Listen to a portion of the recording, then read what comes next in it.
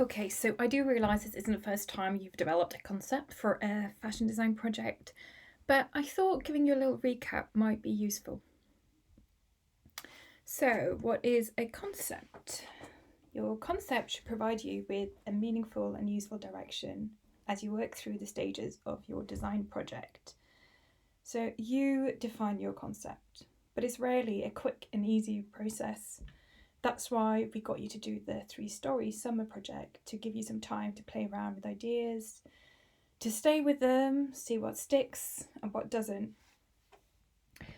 So, your concept can involve an imagined scenario, which gives meaning and purpose to the design process.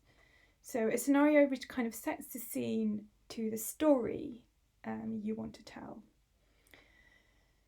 It could be a utopia or dystopia or something in between. Your concept can also be a theoretical idea which you explore through research and design, like I talked about in the previous presentation. So, for example, it could be related to identity, artificial intelligence, the subconscious, the body, etc., etc., whatever you're interested in. And typically, theoretical ideas which you are already drawing on as a part of your dissertation research. It can also be related to the defined set of principles that you work towards as a designer. So, for example, Kat George, it's zero waste pattern cutting and sustainable principles, which guided her research and her design process.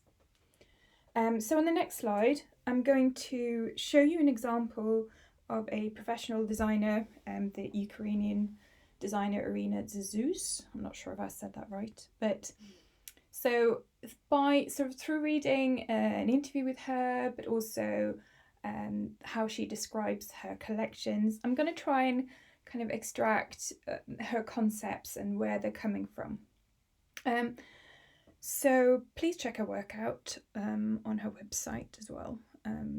It's really good. So first of all, so I try to kind of draw out the various kind of sources of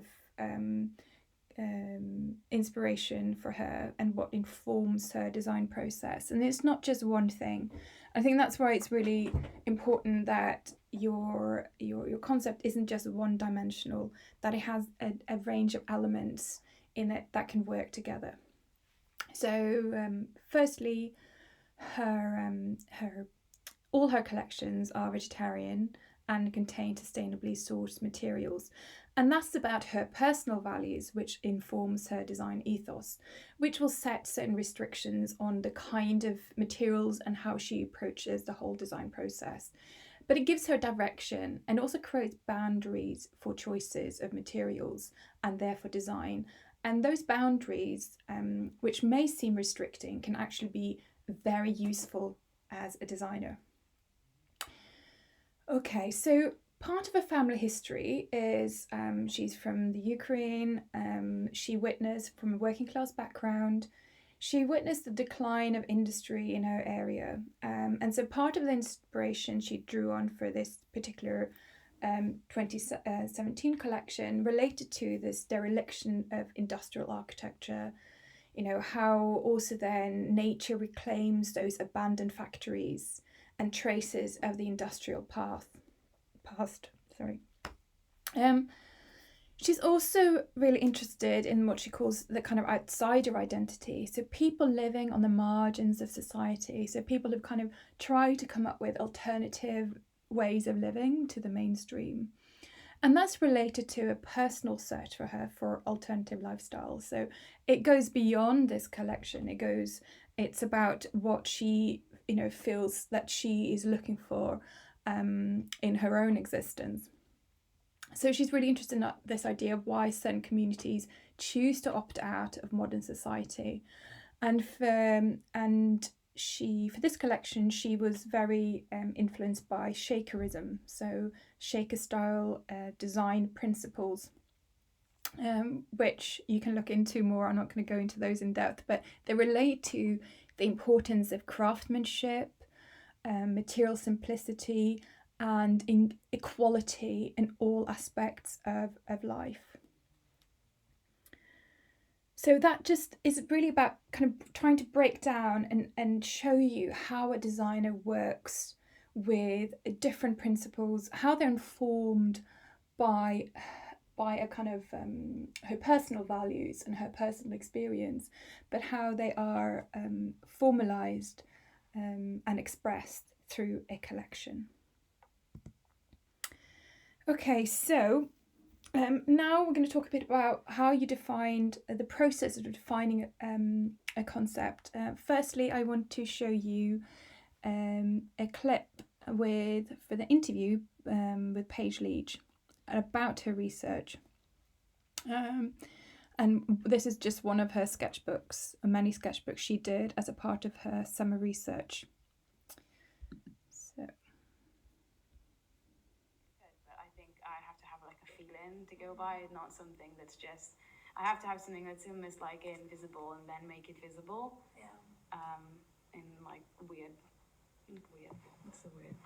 Can you pinpoint where this starts? Like what's the... So like here I start looking at this image of a woman, then I got this, she's just a model, and then I got this skeleton image. I started looking at dysmorphia. So then I put here, what is dysmorphia, but then started putting... So was dysmorphia your word?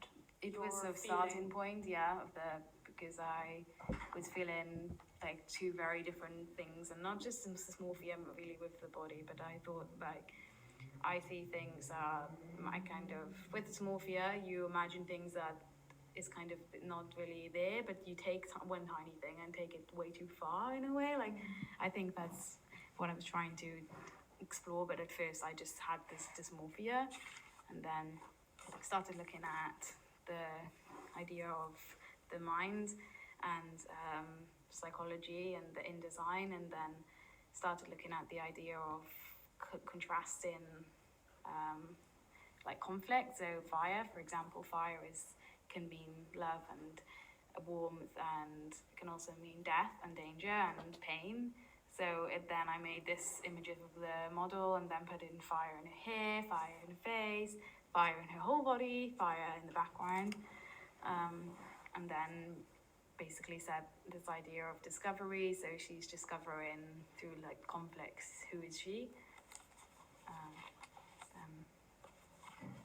Looked at this idea of dissecting, because then you tend to dissect your body when you have dysmorphia, breaking up into tiny pieces and looking at inspecting each individual part, and looking at this idea of introspection, and then dissecting the mind, because you don't often dissect the mind and realize it's in your mind. And I looked at the idea of medication and how we can medicate how medication can just make the dysmorphia go away, but it's really just temporary. And then how I was feeling at the time was, again, this is going into my like the feelings, how when you take a medication, it makes you feel like you're masked to this, like not being, what is the word, like I feel like by not taking the medication, then you're taking a protest, and it's like a resistance.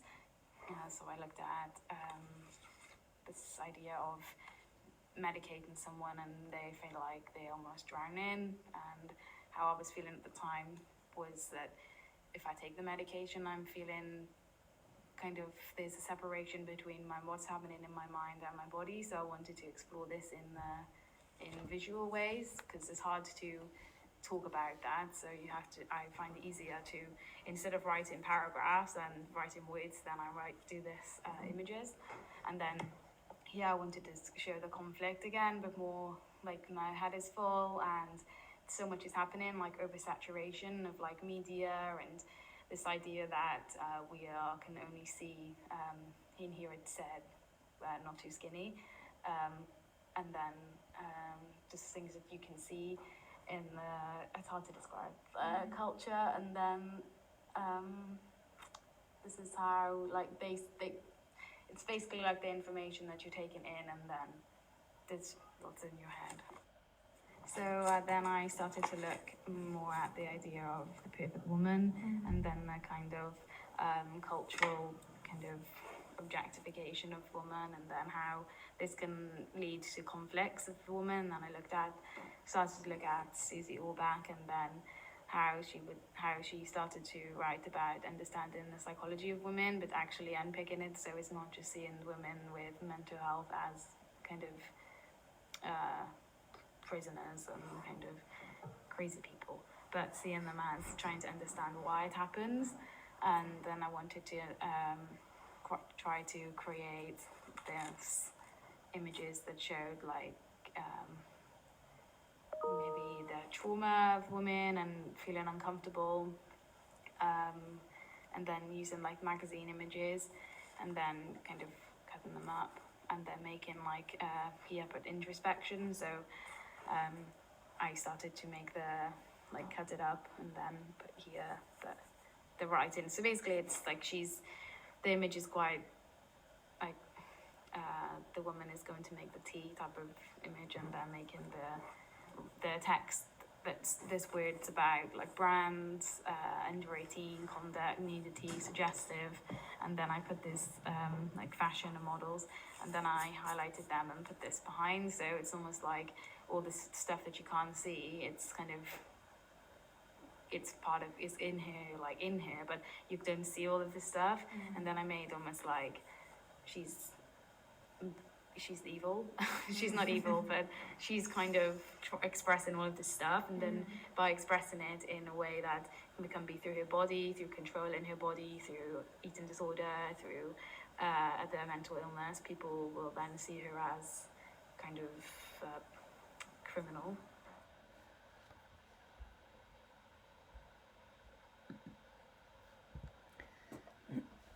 So this is clearly a very personal project for Paige, but you get a sense of, you can still kind of extract her process.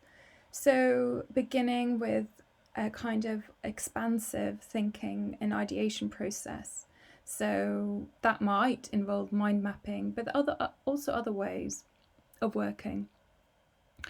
It involves collecting sources, so both visual and written, primary and secondary. So without sources, you don't have anything to start from. You absolutely need them, and you need a really wide variety. So your research will never be better than the range and quality of your sources.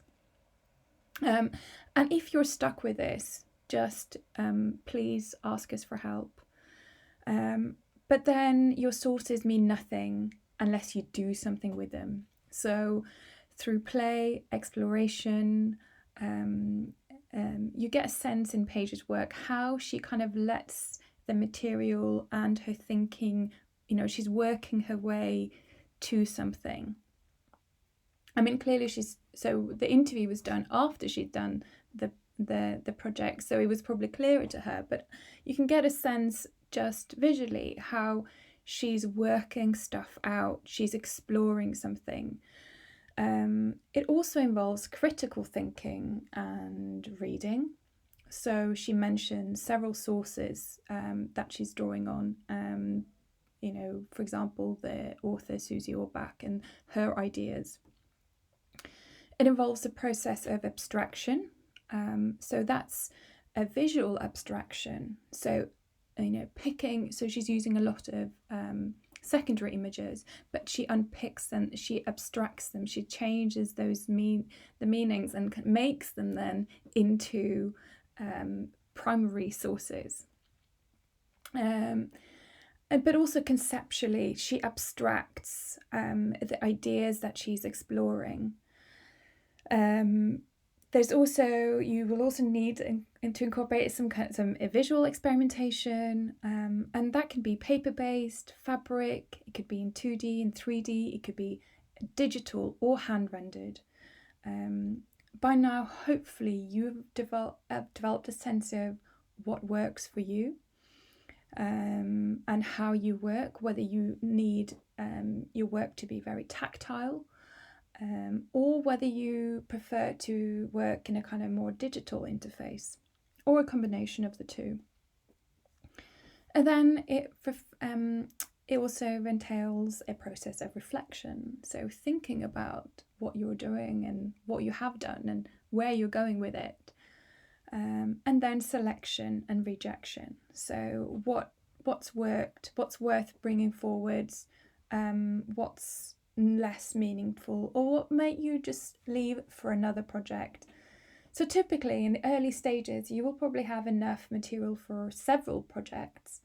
But what you tend to do as designers, you put the things to the side, and you think, okay, that's for another project, and you just leave it there. And it might be that something comes up later in the year, for example, a competition or another project where you feel something might be more relevant. So you think of yourself as a kind of, a collector of ideas, but you will always and you kind of need more than you will use. Because you will always need to do some kind of selection or editing. Okay, so why are concepts so useful? Hopefully you will know this. But concepts are useful because it gives a meaningful direction and a sense of intentionality to the design process. So by intentionality, I mean that you are not doing something for no reason. You can explain why and how, and you get a sense through Paige's work that how she's really trying to articulate something that's also extremely difficult to articulate, and she needs her visual research in order to help her articulate that. But afterwards, she's also able to talk about it in a way that she might not have been able to talk about it while she was doing it. But there is a sense then that from this rich research base, she has a sense of a direction, where she's going as a designer with her collection. So concepts are also useful because they create boundaries. So sometimes it's quite daunting to design because we are subjected to so much stimulants.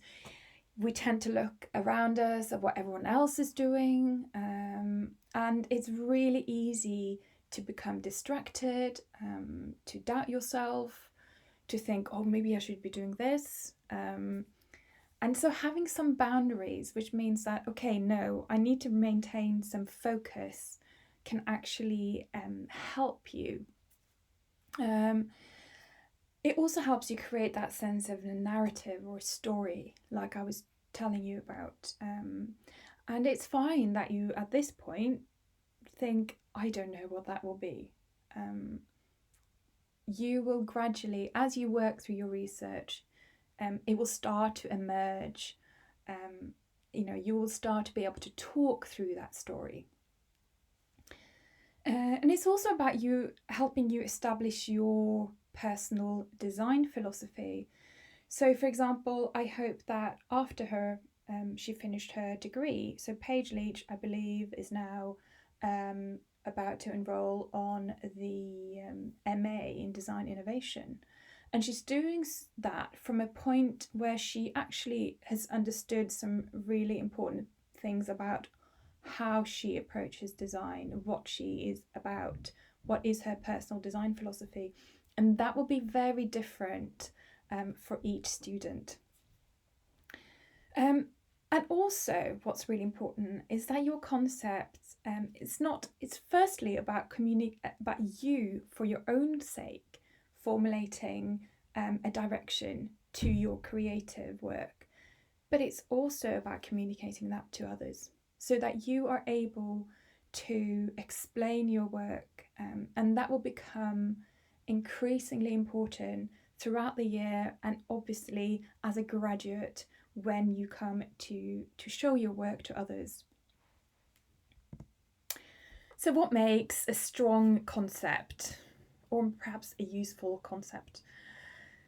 So first of all, I think it's really important that it's personal and authentic to you, that you, and this is why it's so easy to become quite overwhelmed with what everyone else is doing, and by all means take inspiration from what you see around you, but make sure, I think it's really good to take your own experience as a starting point, because you are unique and you are in an expert position to talk about your particular experience. And I think we can all probably feel when we are just doing something for the sake of it because we think it's a good idea. But make sure that your concept is in some way rooted in your personal life experience. Also in a wider context, like, you know, what is your community? What is your maybe family background? I think a concept also has a reasonable kind of flexibility and needs to kind of be malleable and open-ended. So if it's not, if it's too rigid, if it's too narrow, you will probably become stuck quite soon. And you might find that you need an additional theme or concept to help you develop it and kind of move it on. It should be multi-layered, and by that I mean that it can be explored both in a visual and, you know, an aesthetic way, but also conceptually. So think about, for instance, Irina Zuzou's how she was exploring this, you know, the industrial past of her, where she was from in the Ukraine. So this idea, so visually she was informed by, you know, images of the kind of gradual dereliction of these once very modern factories where people used to work, now which are empty and they're kind of been taken over by nature. And that kind of interaction between the man-made and the natural world. But that's also something you can explore conceptually and philosophically. So maybe about this relationship between humans and nature, this relationship between what we make, what we bring into the world, but also what happens to it afterwards. So clearly a concept should be informed by research, but also that it can then that informs the research as well. It should have a kind of balance of it being intuitive and rational, and the kind of balance of those will be up to you. So, for example, might be why Steve and I have a very different approach as lecturers. So he probably veers towards the kind of rational, where he thinks he wants everything to be, you know, have a logic that you can explain. Whereas I probably instinctively find those more intuitive approaches more compelling. So, and then later I try to find out, okay, I was drawn to this, why is that? Rather than a kind of rational decision making. So I'm exploring this, so that leads me to explore something that is related. I also think it's good if you have a concept that evolves a kind of tension. So that could be a contradiction, not necessarily, but that it has a kind of a sort of yin and yang, if you like. That it's something that hasn't got a sort of obvious answer, I think, is what I'm trying to argue. So, for example, in your dissertation, if you're writing about something that has a very obvious answer, a kind of yes or no, there's no grey areas, it can be very difficult to argue because there isn't really much scope to develop a kind of debate. And I think a useful concept is also something that hasn't got a sort of obvious answer, an obvious solution, because the solution will be uniquely yours. And then finally, ideally it's original. Clearly that's quite a tall ask. And I think it will be original if you do it in a way that is personal, authentic to you, and that you do it in a way that seems meaningful to you. So, okay, I know that's easier said than done. So how? I think it's good that you are, that's unique to your project. We would tend to advise you to avoid being literal, instead be creative. And combine with your other themes and research interest, or you can keep them separate for now. I would always say, follow both your head, your heart, and your gut. So I always think your gut feeling is really important. And you kind of know you're on the right track when you get that feeling of that something is, that you're really enjoying something. And it's difficult and challenging, but that you're onto something. And I think also, talk to people about it.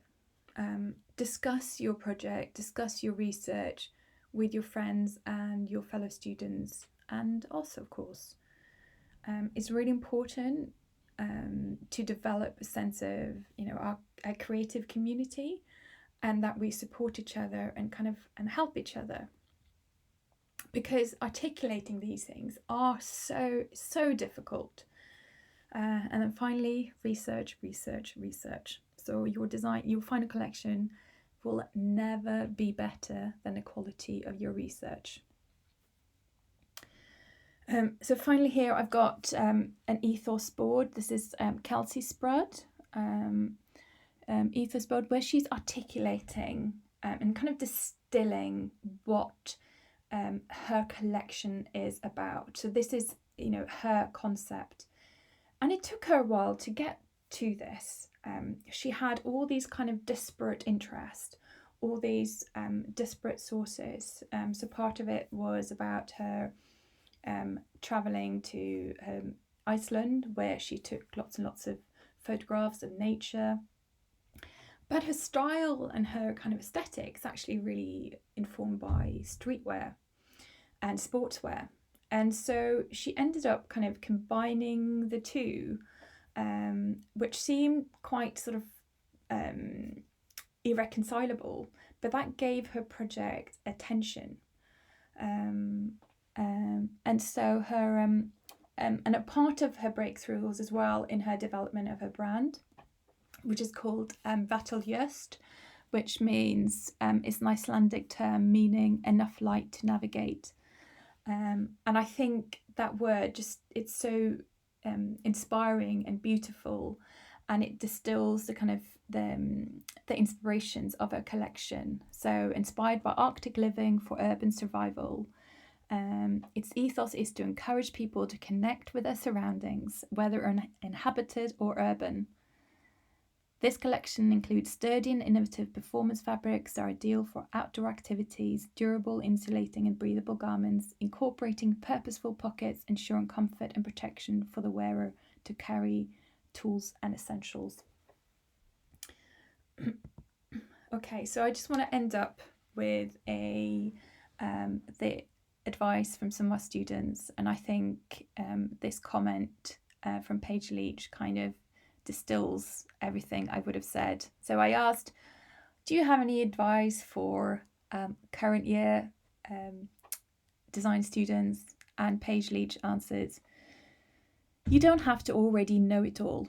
Make the most of every project, read books, do primary research, ditch Google, drape, save money, ask for help, don't compete, take care of yourself, sleep, embrace your differences and stand up for what you believe in. I could not have said it better myself.